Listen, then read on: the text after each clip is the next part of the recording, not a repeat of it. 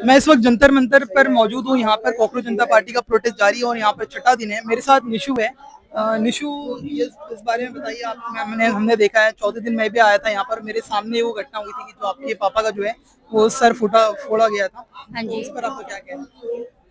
Like कहीं ना कहीं वो मनुवादी सोच के लोग थे जिन्होंने पापा के ऊपर हमला किया। एंड अब मेरा मानना तो यही है कि भाई जिन लोगों के साथ ऐसा हुआ है उनके ऊपर कड़ी से कड़ी कार्रवाई की जाए। ऐसी ऐसी अधिनियम एक्ट लगाया जाए। साथ ही साथ 328 और 307 308 जैसी धाराएं वहां पर लगनी चाहिए। बिकॉज इन्होंने पूरी तरीके से अटेम्प्ट किया है, लाइक ट्राई टू मर्डर किया है। लाइक पापा का एक तरीके मर्डर करने की कोशिश की है और इस केस में हाफ मर्डर भी लगना चाहिए। तो हम ये सब धाराएं अपनी फाइल में लाइक एफआईआर में ऐड करवाएंगे और इनके खिलाफ करवाएंगे मुकदमे वगैरह। सबसे पहले मुझे ये बताइए कि अभी जो आपके पापा की तबीयत है वो कैसी है और डॉक्टर ने ही क्या is fine now.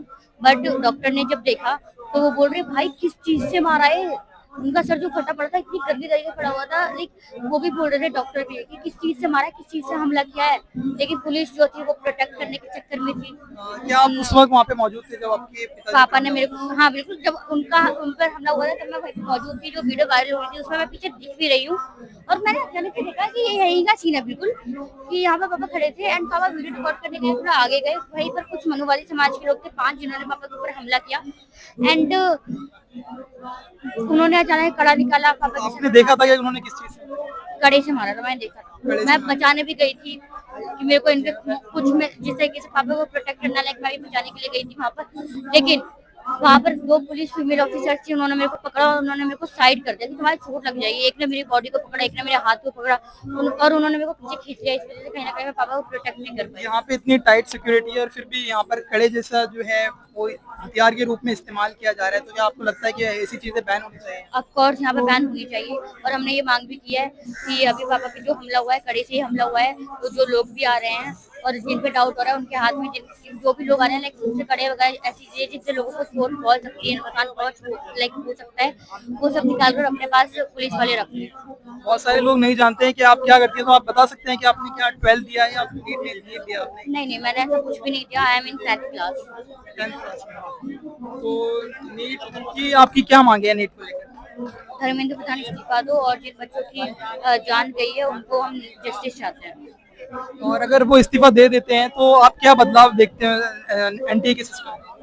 Corrupt system में कुछ अच्छी चीजें आना शुरू हो जाएंगी। कहीं ना कहीं करप्ट सिस्टम है जो वो धीरे धीरे खत्म करने होगा। तो मैं यही चाहती हूँ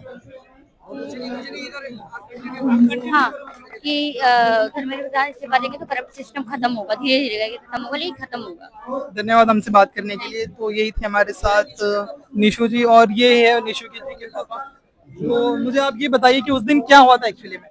जैसे उस टाइम मैं यहाँ पर वीडियो ही बना रहा था, तो मुझे नहीं पता भीड़ में कौन है, लेकिन एक जो बजरंग दल का गुंडा था, कहने का मतलब उसने वीडियो बना, अचानक उसने हाथ चला दिया ऊपर। तो आपकी कुछ बहस हुई थी, उस वीडियो बनाना उन्हें पसंद नहीं आया? नहीं, बहस कुछ नहीं हुई, वो हम लोगों को पहले से जानते हैं, क्यों हम अम्बेडकर राइट है और बाबा साहब के विचारों पे चलते हैं।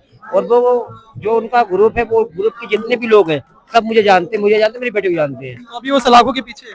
हाँ, कहने का मतलब है वो सलाखों के पीछे है। और बाकी उनको दिक्कत भी सबसे ज्यादा यही होती है, यहाँ के जो जय भीम के नारे क्यों लगते हैं। बाकी उन्हें दिक्कत ज्यादा नहीं होती, लेकिन जय भीम के नारों से ज्यादा दिक्कत होती है। अब वैसे आपको पता है मैं भीम आर्मी से आजाद फर्स्ट पार्टी बिलोंग करता हूँ, तो कहने का मतलब वही है, हम अपने समाज के लिए अपनी आवाज उठाते हैं। आप यहाँ पर कब से आ रहे हो और अभी क्या क्या मांग? मैं 20 जून से यहाँ पर हूँ, 20 जून से लगातार, और जब तक हम यहाँ आते रहेंगे, जब तक धर्मेंद्र प्रधान इस्तीफा नहीं देंगे। तो ये निशु के पापा थे और इनकी यही मांग है कि जब तक धर्मेंद्र प्रधान जी जो है वो इस्तीफा नहीं देंगे तब तक ये अपनी मांगों पर अड़े रहेंगे और यहीं पर प्रोटेस्ट करते रहेंगे। 7 टाके पड़े हमारे। 60 टाके पे। हाँ, लेकिन वो सोचे हम लोग डर जाएंगे, हम डरने वाले नहीं है, भले जान भी चली जाएगी, लेकिन जब भी हम हटेंगे नहीं आते। इतना बड़ा हमला होने के बाद भी आपने दूसरे दिन से यहाँ पे प्रोटेस्ट में आना शुरू कर दिया है? ये तो चलो 7 टाके लगे, मैं तो कहता, मैं तो अगर जब तक धर्मेंद्र प्रधान इस्तीफा नहीं देंगे, अगर हमारी को जान भी जाती है तो मुझे इससे कोई दिक्कत नहीं है, लेकिन हम लोग जब तक साथी हैं यहाँ, उनके इस्तीफा के लिए हम डटे रहेंगे यहाँ पर, हमारी यही मांग है। और मैं भी कहना चाहता हूँ, इतने बड़े बेशरम मत बनो, कम से कम 15 से 20 बच्चों ने जान दी है, और पेपर लीक हुआ है आपके। आप किसे जिम्मेदार मानते हैं इस चीज़ से? मैं तो कहने एजुकेशन मिनिस्टर तो धर्मेंद्र है, प्रधान है ना, तो मैं इन्हीं को जिम्मेदार मानता हूँ, क्योंकि उन्हीं की देखभाल में हुआ ना। अभी आपने देखा दोबारा नीट के पेपर हुए, कुछ बच्चे 2 मिनट 5 मिनट लेट पहुंचे, उन बच्चों को पेपर नहीं देने दिया, नहीं देने दिया ना। तो बच्चे गलती करे तो उनको तुरंत ही सजा, और सिस्टम गलती करे तो सिस्टम में ये चीज लागू क्यों नहीं कर रहे हो, उसके लिए भी कानून बनाओ ना। तो ये मैं यही कहना चाहता हूँ, जब तक धर्मेंद्र प्रधान इस्तीफा नहीं देंगे, और हम अपने लोगों से, जितने लोग हैं, हम सब लोगों से विनती यही करना चाहते हैं, ये हमारे बच्चों का फ्यूचर का, कहने का मतलब ये है, बच्चों का फ्यूचर का सवाल है सबसे बड़ा। तो मैं कहता हूँ जिनको अपने बच्चों से प्यार है, तो मैं कहता हूँ वो लोग यहाँ पर आओ, इस धरने को समर्थन दो अपना आके, और धर्मेंद्र प्रधान का इस्तीफा मांगो।